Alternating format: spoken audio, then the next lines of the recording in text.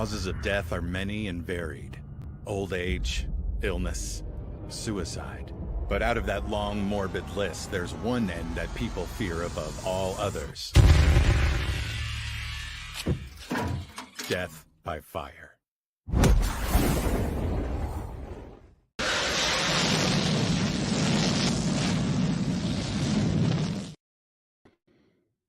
Hello and welcome, everyone. Thank you for being here on this Sunday afternoon. We are here talking, speaking about anime. With this week, we have another fantastic anime. We are going to be talking about Fire Force. This is not a very old anime, but it's just a fantastic anime all around. Would like to say hello to everybody in the chat so far. We've got Adega Outlaw, Cloud Sailing, and Martin Orlando who are in here talking. So welcome, you guys. Thank you guys for making it. I appreciate it. I have some special guests with me this week. Let's introduce them real fast. And it looks like my second guest looks like something happened to him. So he's not going to make it. But we will bring in the man who is fat, but he's still awesome. And that is Mr. Fat Steven Seagal. How are you doing, sir? I'm doing pretty good. I'm going to reject the whole awesome thing. I'm just Steven. Thank you.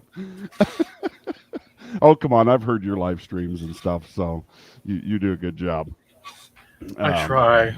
When I'm being crushed by the man or the woe man or the woe man. Yeah, there's so much woe man crushing. You have no idea. I'm married. I get it. Yeah. It's like having a polite Attila the Hun living in your house with you all the time. But it's more like Genghis Khan in the dishwasher. Yes. So, how did when did you come across Fire Force? I think I was having a talk about anime with someone and they brought it up and I decided to watch it. It was like thinking along the same lines where I just finished Food Wars and I was looking for something to watch. Oh, sweet. So was it something that that kind of hit you right away, or? Oh yeah. As soon as that first sound with the fire went to that, you know that sound I'm talking about, like that weird bass sound they did. And then it would go into and then it would go into the tags. So I was like, all right, I'm sold because I am so in. Hang on just a second. I've sent in my other guest an invite. It looks like it went to the wrong spot. You didn't tell me about another guest.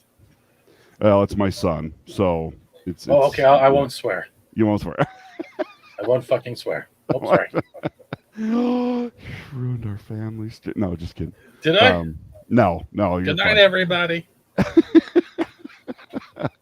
No, so this is I think I found this anime about 8 months to a year ago is when I first came across this one, and it had that effect on me. It just it grabs you so fast, and the story is so well told and so intricate that it just, it catches you and it just won't let go. And it's got a bit of everything. It's got fantastic humor, extreme action, really good drama. It really takes all of those aspects and just mixes them together perfectly. Can we say boobies or no? Yeah, yes, you can say boobies. In fact, let's. In fact, my other guest is just got in. He found the link, so we're going to bring him in. Hello. Hello, Spartan. How are you doing? Is my image not? I'm doing good. You sent it to the wrong email. Oh, well, that's. I haven't used that email in years. Oh well, your dad's kind of a boomer, so. I hate being in the middle of family squabbles. I really do. You were literally in the middle. In the middle of family squabbles. No, but so Spartan, when did you come across this particular anime? I'm not sure. I think I was just browsing around looking for something to watch, and I found it. I'm like, oh, this looks interesting. Let's see what this is all about. Started watching it, and I loved it. Yeah, it really does. It's one of those ones that I remember seeing this on like Hulu and all of the streaming platforms that I usually use. I'd see it all the time, but I just all I saw was Fire Force, and I'm just like, I don't want to watch some stupid thing about fire. I mean, I just and you'd think for as many animes as I've watched now, I would know better than to judge an anime on the title, because sometimes the titles are so Out there. yeah, they're just deceptive, and you think you're going to get one thing and you're not. And so and that's how this one was big time for me, was that it wasn't at all what I was expecting. It because so for those of you who maybe don't know, we'll try to keep the spoilers to a minimum, but Oh, well. I mean we're going to talk about I this. can't promise that. Yeah, I mean we are going to talk about this, because you can't do it without talking about some of this stuff. Because basically, I mean, the basic story of this is that the world has undergone a massive, what they call the cataclysm, and it has basically changed the face of the globe. And guess what? It wasn't brought to you by global warming or carbon dioxide or any of the stupid things What? that, you know, What do you mean? Hollywood would. Yeah, I know, right? I mean, Hollywood would tell us that's the only way we have catastrophes. I But was no, so shocked when I saw that. I'm like, Yeah. what? It wasn't the ozone layer being peeled away by our CO2 and driving cars and yada yada. Darn SUVs anyway. But I mean, and so basically they kind of, at different points, they show you pictures of the globe, like half of them, the American continent's gone, half of Europe's gone, Asia. I mean, it has completely changed the face of the globe. And basically what has happened is that what is left of Japan finds a power source, for which that they build a huge power generator called Amaterasu. And because of this, people from all over the world kind of start trying to congregate to what was Tokyo, which has been mostly untouched, which is hard to believe considering how small the island of Japan actually is. It's just like, really, that survived? Whereas America's got almost completely decimated, and Japan's like, oh yeah, we're fine. Yeah, we're fine. It's all good. We're too small a target to aim for. But so, and then that's kind of where you pick up this story, and it jumps right in with our main character, which is Shinra Kusakabe, who is what they call a fire soldier. And if I'm missing out on anything, you guys just jump in here, because I've been up driving home since like 1 o'clock this morning, so my brain is a little punchy. So, Well, he's also an Adola burst. He's also the fourth pillar, which you'll find out later on throughout the series.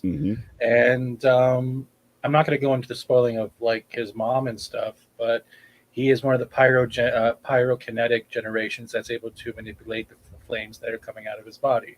So I think he's a Gen 1.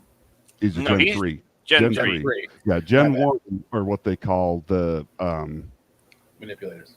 No, they're the ones that burst into flame and can't. I just lost the term. What are they called? Infernals? Infernals. Infernals, yeah. So, and then Generation 2 allows that they stay human beings, but they can control flames. And then Gen 3 is they can actually generate flames from their own body, and then like control and manipulate those. And he's one. Yeah, but there's also another one that can manipulate the flames that are already there. Yeah, that's Gen 2. Yeah, what's Gen 1?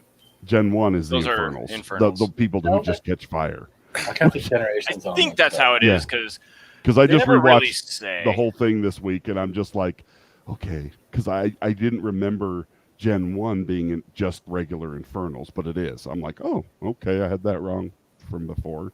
So, but yeah, it's so I mean, and each generation gets slightly more powerful, but they're only up to the third generation thus far in the story. But you meet a lot of different people. There's different groups. Basically, there's the regular firefighters, and then you have the fire soldiers, which it's their job to put out infernals, which is basically a spontaneous human combustion, which has become like basically an epidemic. Like people just there's the opening sequences of the first episode. There's a guy riding on a train, a little puff of smoke comes out of his mouth, and then he boom just explodes into flames, takes out this whole train car, and that's when you first meet Shinra Kusakabe and Company 8. They actually show up to put down the infernal. And basically an entire religion has evolved around what happened. They also don't say put down; they say put to rest because put to rest. Religious, and it's like there's a whole now they're religious... going to be put to ease and can rest without being returned to in the cradles of Adola or soul. That's what it is. Yeah, and they have to say a prayer before they. Basically, the core of an infernal is its heart, so they have to strike the core and destroy it, and then the infernal just turns to dust. And they have to say this prayer. And let me turn my camera on here for a second for people to see, and I apologize for this. But you'll see them steepling their hands like this all the time, which is called tenting their hands.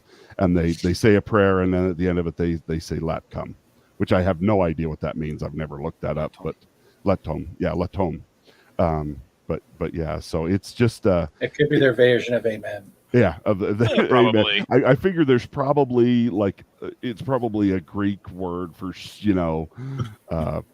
whatever, but just another way of saying that. But it's really kind of cool, and I like the fact that through the Fire Force there's different kind of groups.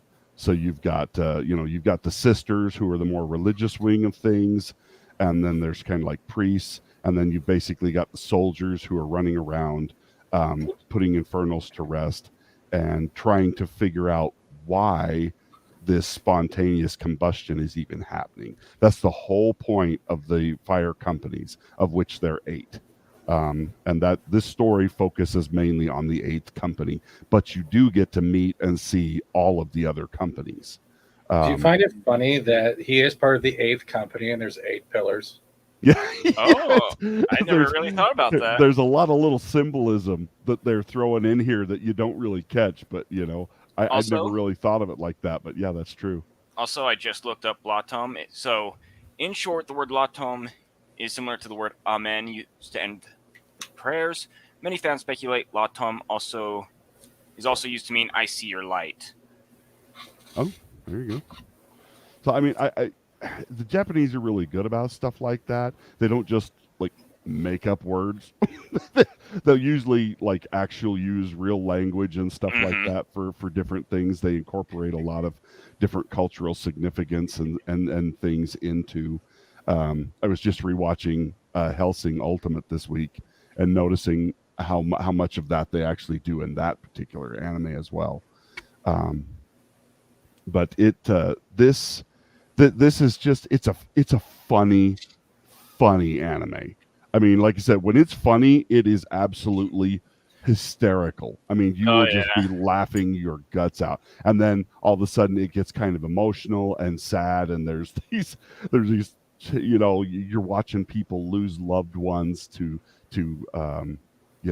becoming infernals and stuff. But the interaction between the crew is just fantastic. The character building that goes on is really, really good.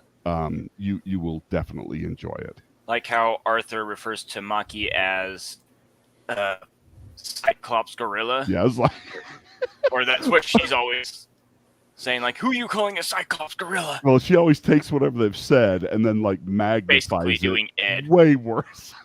Yeah. So we hey, you're kind of muscly, and she's just did you just call me a Cyclops Gorilla? And just freak out on him. Which I think she's the hottest girl on the show. And they always talk about, oh, she's so muscly, and that's just and I'm like, nuh-uh. I'm I'm okay with that. She kind of reminds me of Ed from Full Metal Alchemist with her overreactions. Yeah. It's who are you calling a pint-sized shrimp you can't see with a magnifying glass? Yeah, she does have that great overreaction. So let's talk about some of the characters. So we've got Shinra Kusakabe, we've got Obi Akiro, who is the captain of Fire Company 8. We've got Hinawa Takeshita. He's the lieutenant for Fire Company 8. We got Maki Ozai. She is the one we were just talking about. That she has overreactions when people say things. She's the sister in the show actually describes her as this super tough looking girl who's full of flowers and sparkles. so, so she's Is that the one who basically keeps this. losing her clothes too? No, that's Tamaki. Yeah, that's Tamaki.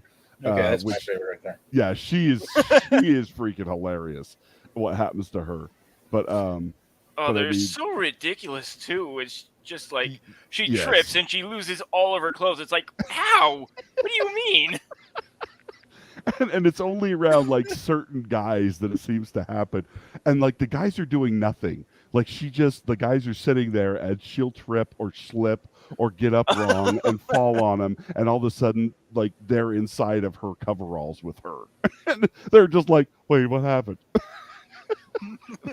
It is really funny. But like I said, each character is very well fleshed out. There's a lot to them. I mean, you get to kind of I love the lieutenant. The lieutenant is hilarious because he has no fashion sense.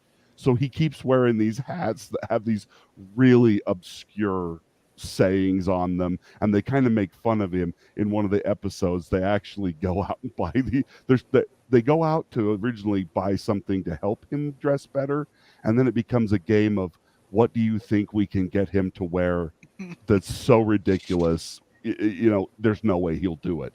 And they go out and they buy these horrible clothes, and he wears them into the station the next day, and the Captain Obi is just outraged at him for being so clueless. He's like, what made you think it was okay to wear that stuff in here? And then they passed it off on Shen. Yeah.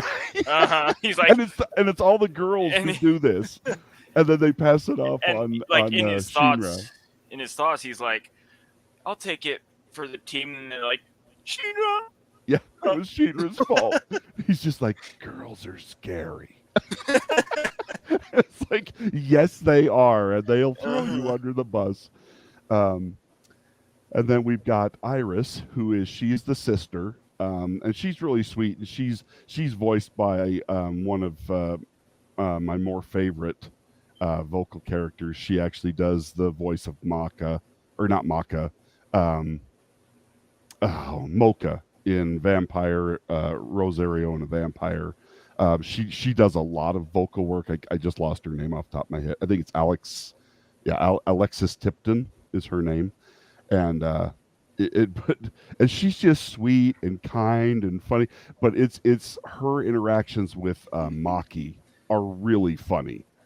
Because she's like at one point Maki's trying to talk about how Shinra swept her off her feet the first time they met, and she starts like karate chopping Maki, and Maki doesn't even notice because she's just all muscles.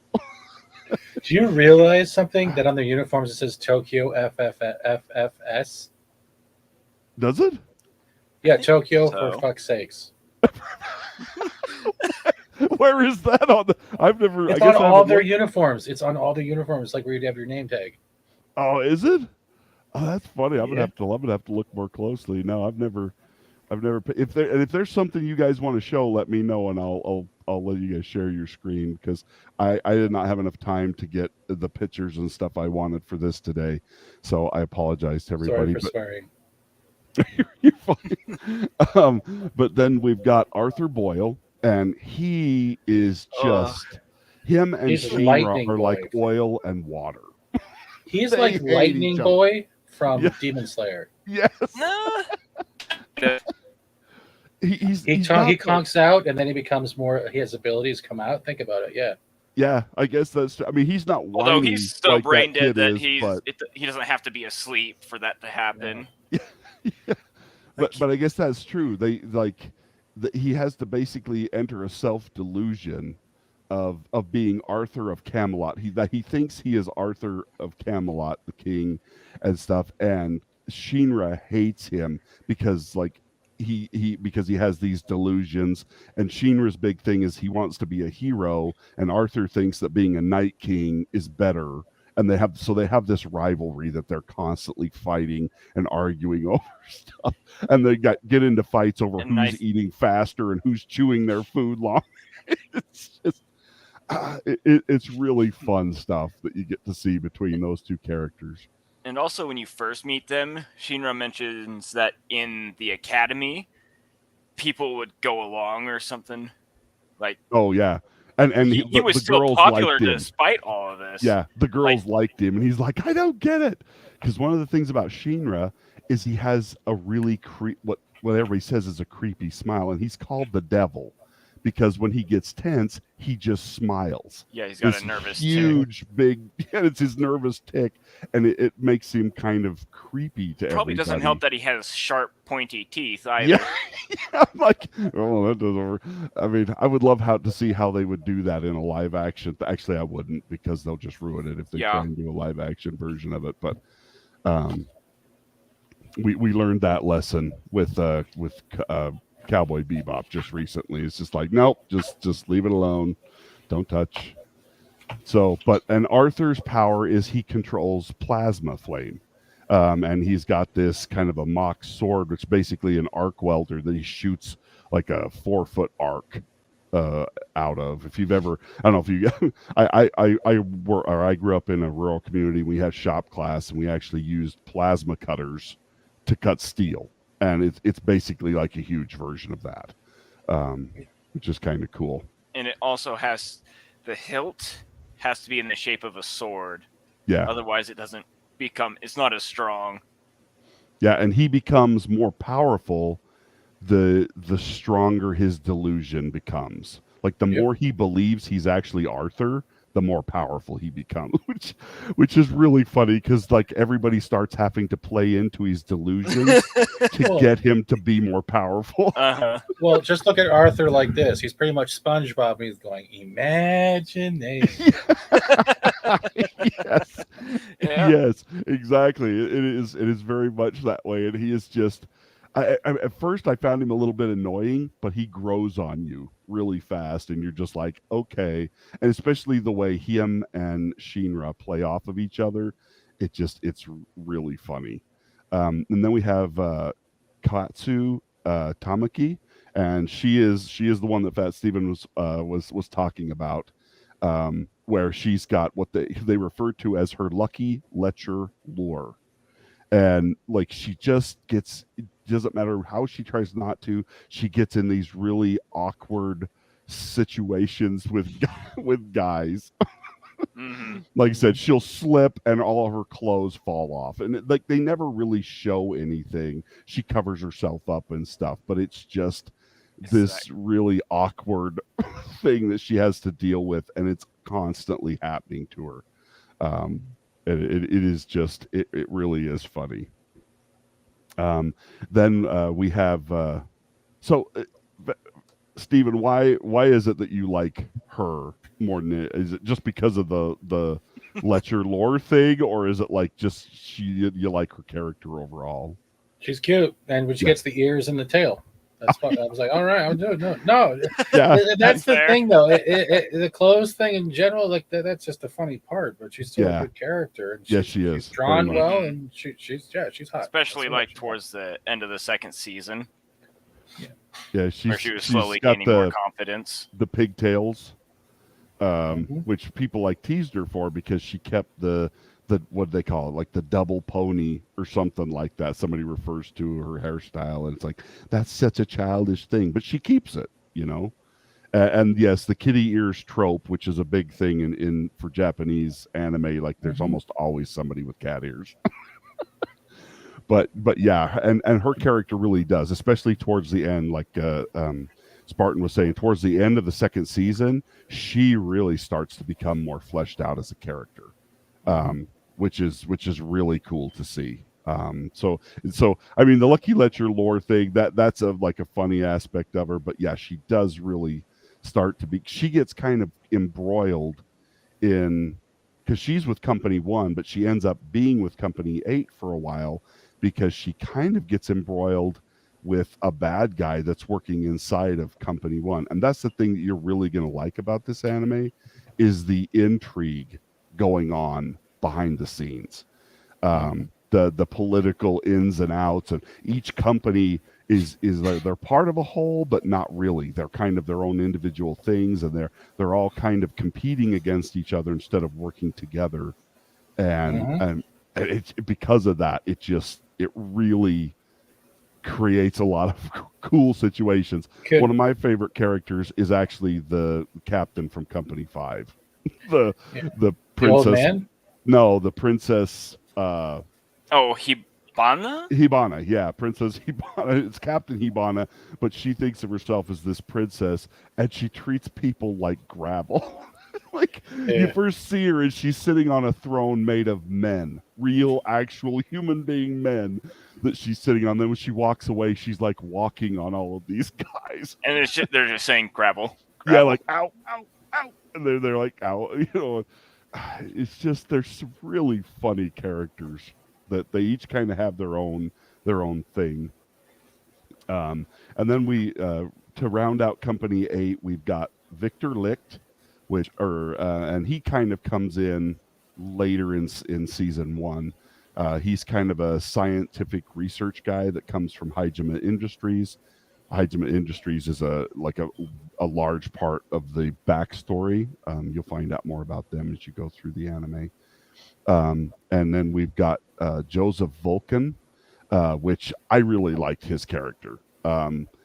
He is their mechanic, but he has a problem with Hajime Industries. His family was actually part of building Amaterasu, which is the huge power supply that they all depend on. There's kind of a dark secret that they kind of find out about Amaterasu. I won't tell you what, but like through the series, like that is a central thing that is happening within the series.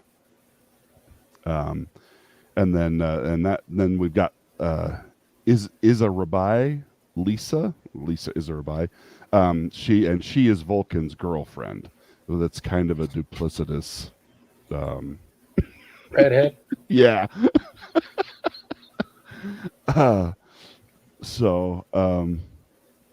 And then we've got Yu, he's the little boy who plays Vulcan's apprentice, but you don't really see him much after Vulcan joins Company 8 and stuff. And then, but that, and I'm not going to go through all of these because,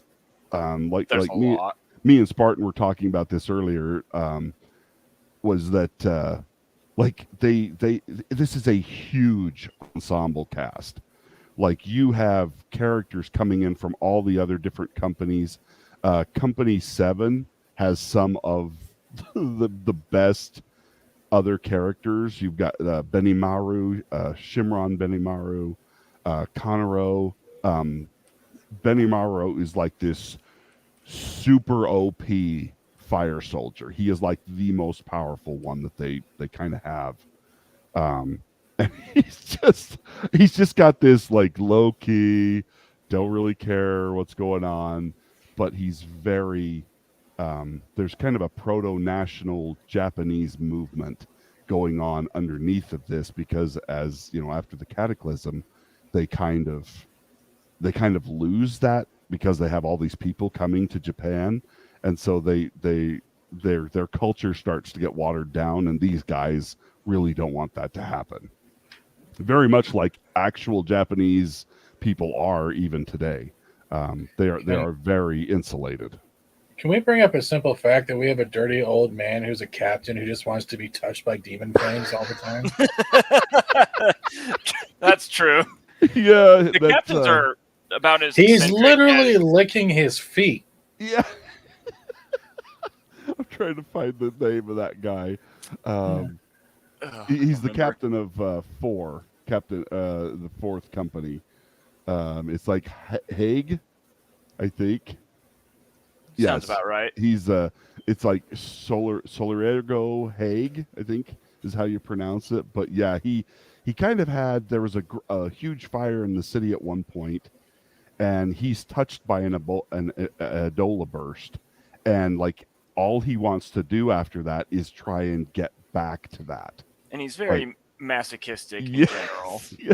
When like, him and Shinra okay. fight, it's like funny and yet really creepy all at the same time. Because Shinra's like, you shouldn't be enjoying this. and yet he kind of is. And when Arthur uses him as a shield, yes, to block Shinra's attacks. Yeah, because Shinra goes really dark because he has an Ebola link with one of the other pillars, and this Ebola, this other the only naked girl in the series. Yeah, the only naked girl, and you never see anything even then, but she's naked the whole time. No, you've seen actual full body naked in the second season. Do you? When they're talking about where she's there and she's crying, then she switched to the crazy face. Yeah. Oh yeah. Okay. Yep. So there is a little bit of that. So keep the children out of the room. but yeah, but I think they do that general anime thing where they'll kind of make it like a bodysuit or a mannequin type thing. Yeah, they're not real overly graphic with some of the picturing of it, but yeah, she is. And this other person is super, super angry, and she connects to Shinra, and all of that anger channels through him. It is he actually looks like a devil during that fight, and that's something else we've got to bring up. The fight sequences. Oh, the fights are that really they do good in this are just freaking, and the sound effects. Like Fat Steven was saying, that deep that you get at different points, especially when Shinra's using his powers. You seem to get that a lot. And I love how Shinra, to become more powerful, he has to use these hand poses, and one of them is the symbol for rock and roll, which comes from Captain Obi, and they call it the corna. And it's funny. He's just like, yeah, rock and roll. And also, the fight sequences aren't just like power versus power. Like sometimes it's someone.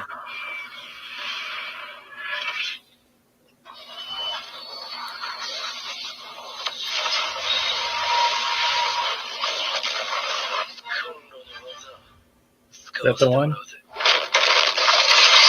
Yeah. Yeah.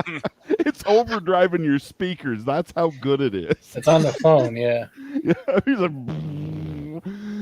but seriously, this will blow you away with the sound design, the way the fight sequences happen, and all of the powers are so different, and the way they use them, and just the drawing of I mean, fire is a complicated thing, I would think, to draw. Yeah.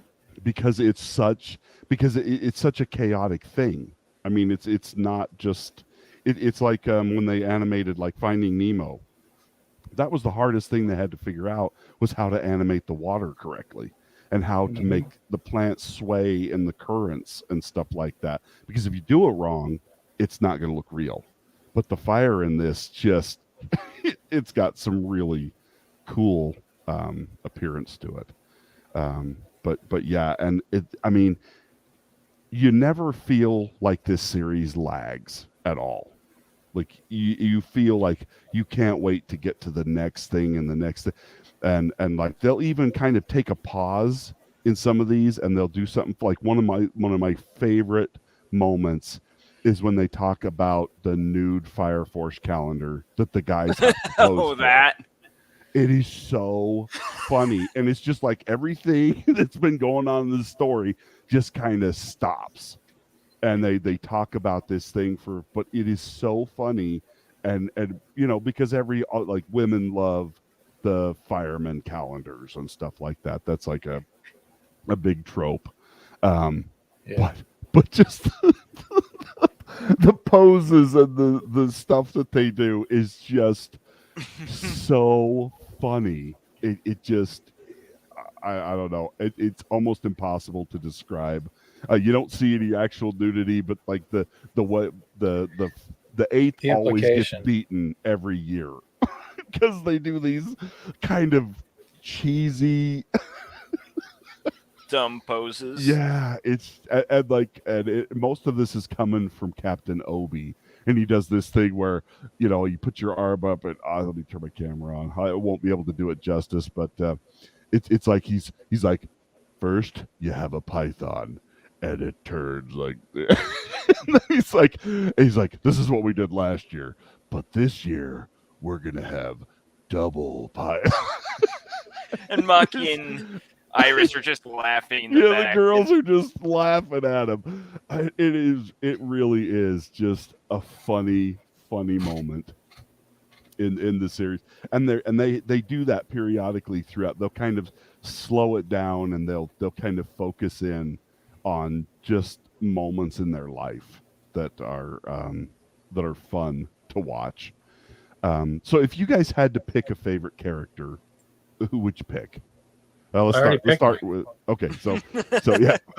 That Steve has done his Spartan. Who would you pick? Probably Maki. Okay, so yeah, and I'm kind of well. See, I just think Maki's the hottest girl in the in the show. My favorite character is probably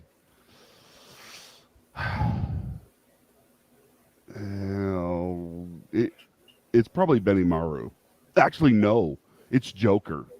The Joker character is actually my favorite. Now that the Gambit wannabe? Yeah. I love his character. I love the guy that voices him. He actually did one of my favorite characters, the voice in the Full Metal Alchemist. And I like his story.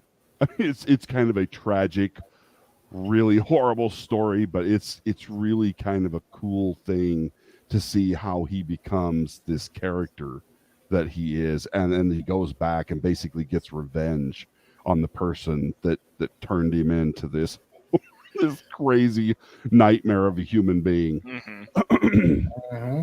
But yeah, I like his character, and they don't do that. That's the sad thing, is like as much as they flesh out a lot of these characters, there was some that I felt like I wanted them to do more with. Dude. Like the lieutenant, like when he's down in the tunnel and he's firing those shells that blow out the barrel of the gun every year. Oh my god. That one line from the creepy dude, I'm going to defile you down to the bone. I was just like, oh gosh, yes.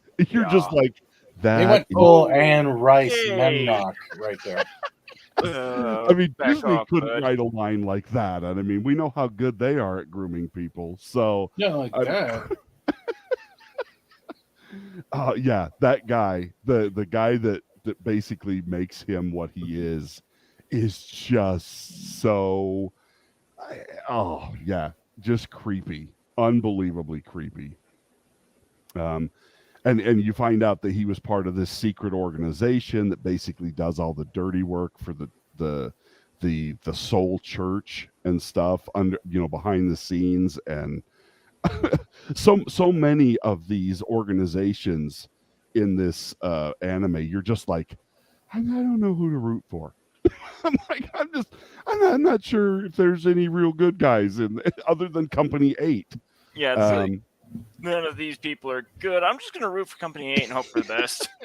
I mean, which we know there's some good people in the upper parts of the fire service, because they're the ones that push to get Obi his crew and form Company 8, which is he's basically formed to investigate everybody else. I mean, that's their whole deal, is they're trying to find out what's behind the human combustion, and basically what's going on in all the different groups. Oh, God.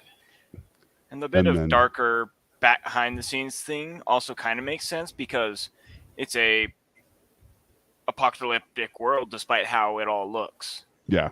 They're an island of peace in this apocalyptic hellscape of this left of Earth. So, what did you guys think about the White Clad, which is another group that you will find out about in this? I think they're off the rocker. Yeah. Just like gives real meaning to the bizarre word zealot. Zealots. Yeah. But and the thing that gets me is the insects. When the insects start coming into play, and I'm just like, oh, that's nightmare fuel. I mean, Yeah. I hate You didn't- earwigs and stuff like that just because it reminds me of the bugs from Wrath of Khan. I'm like, okay, nope. But I hate bugs anyway, so that doesn't help. freaks me out. Yeah, that does not help my bugophobia or whatever they call that. Insectophobia or something, I'm sure. But I mean, they make really great villains. I mean, just super crazy lunatic villains. I like the big guy that basically, like, he takes hits and then turns it into fire to basically, I don't know if you guys know which one. That guy? Yeah, he's like he makes the ground explode just by walking. I don't remember what his name is, but he's with the one crowned chick. She's one of the pillars. And she is beyond insane. Yeah, Hinami, or I can never say her name right. Humea, that's what it is, Humea. And then we find out that Sho Kusakabe, which is Shinro's younger brother, who was believed to be dead, is also part of this this horrible organization. And then Dr. Giovanni, which that guy is like, I don't know. He Another guy off his rockers. Yeah, he is a Dr. Frankenstein character that you're just like, wow. Like, you not only did you make a monster, you made a monster out of yourself. Like, that's impressive. Especially in like season 2. In season 1, he's a bunch of mechanical bits and bobs. In season 2, he's insectoid, and it's like, oh, okay, thank you, Mr. Human Centipede. Thank you. So I didn't have enough things I was terrified about insects enough already. Thank you for adding another to the list. Yeah. But yeah, so I mean, there are just some really, I mean, the heroes are only as good as your villains in this. I mean, and that's what this really comes down to, is that this anime really has everything. I mean, it is just an all around. I think anybody can like this. And hail, Kamikaze D, thanks for jumping in here tonight. But it just is a tremendous show. I've watched this one many times, and I don't get tired of it. It really keeps you engaged. Trying to think if there's anything that we didn't cut. So do you guys have like a favorite episode or like a favorite moment? We do need to cover that Benny Shinomaru is a composite fire soldier, which means he can create flames and control them. And he's the only one you really know of who can do that. That's true. He can do what the first or the second generation and the third generation can do. Like I said, he is super freaking powerful, like scary powerful. Yeah. And I really like how, like, because they're proto-nationalist Japanese, like they won't let them say their name backwards, or what we would think of normally here in the West. Because over there they say last name first and first name last. And he's really like big into that. They're very distrusting of the empire. With pretty good reasoning. Yeah, that was built around Amaterasu and stuff. And you get little bits and pieces of the history as you're going through this. Like, they talk about how the empire was founded. It was founded by a man named Raffles the First, which I thought was a funny name for an empire. But I mean, and it's constantly giving you just little pieces as you're going along in the introductions. And then, like I said, the introduction I showed at the beginning of the show today, that's the first one you really see where it talks about, one of the worst ways to die is by fire. I was always scared to death of drowning, but fire would be worse for sure. Debatable, but yeah. Because I don't know if you guys have ever watched the movie The Last of the Mohicans. There's a scene where a guy gets burned alive in that, and it's just like, okay, that's really horrible. No, yeah. Burning to death would probably be the worst thing to happen. Yeah. So is there a favorite episode or favorite moment that you guys have? Steven? Arthur on a fake horse. Delusionally thinking he could have protected him. When they first meet Vulcan. Yeah. And they got the donkey head that's strapped to him. Strapped to his crotch. Yeah, that is funny. And it's funny, like, how it's what's going on in his head as all of that is happening. And the reactions of the people who are watching this going on. It's like, yeah, he's an idiot, but he's strong. Yeah, what's happening here? Spartan, do you have a favorite one? I think my favorite episode or episodes are when they go into the Nether. Oh, okay. The first time when it's just Company 8? Yep. Yeah. How scared the girls are and how everyone's just super tense. And Vulcan's just like, hey, I found how to open the door. He freaks everybody out because it's like it happens all on its own. He's just like, no, I threw the switch over here. Yeah, because they're all part of this religion and Vulcan's not. He does not care about that.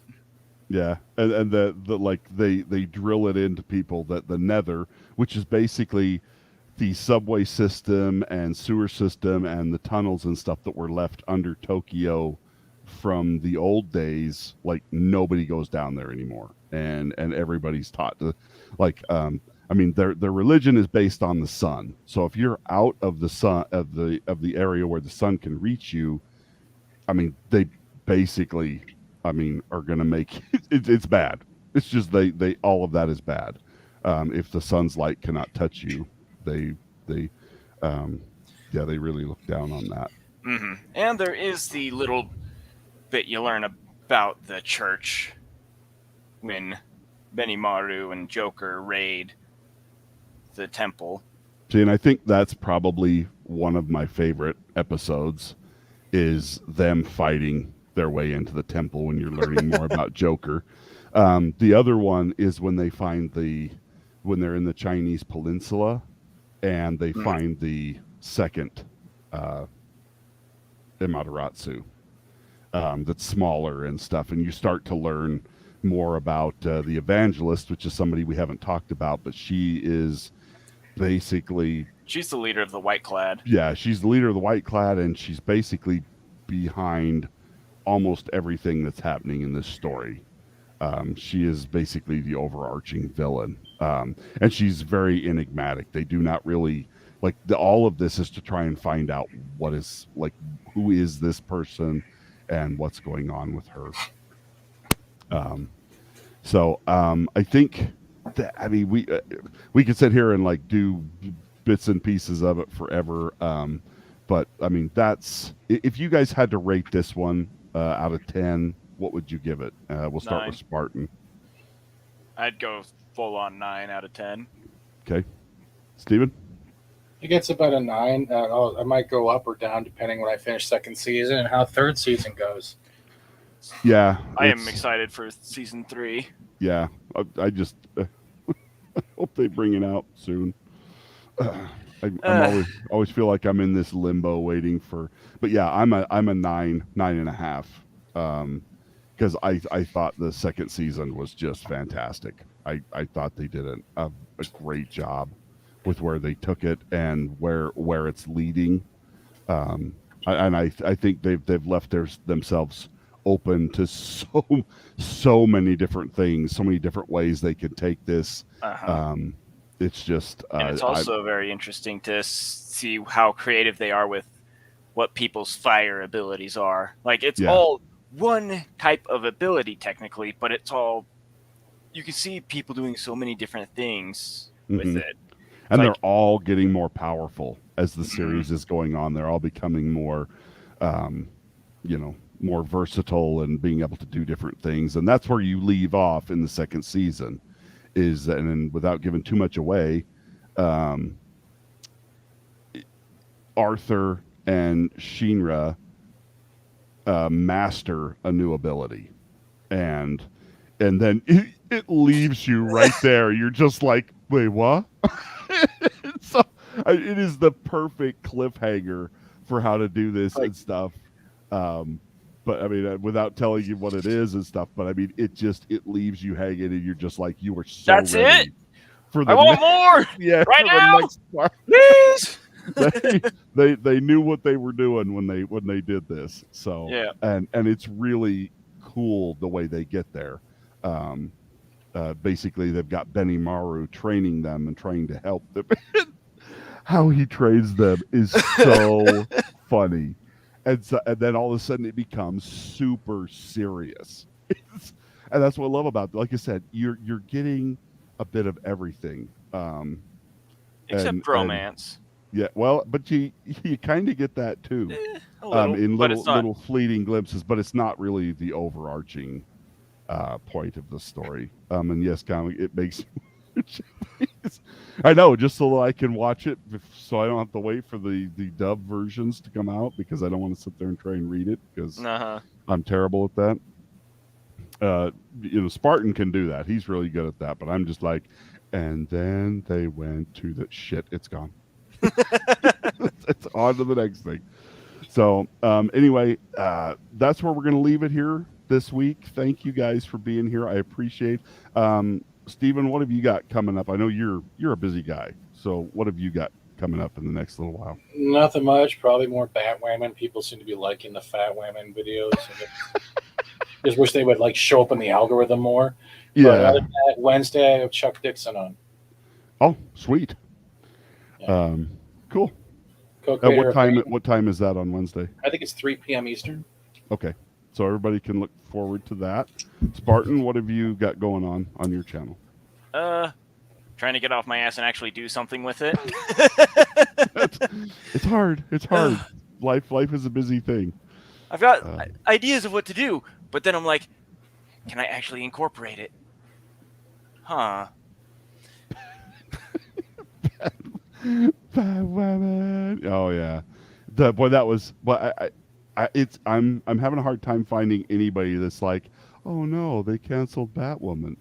It's more without like, yes, sarcasm. The Wicked Witch is dead. Dun dun dun dun. So next week we are going to be covering one of my favorite shoujo animes right now, which is called Love is War.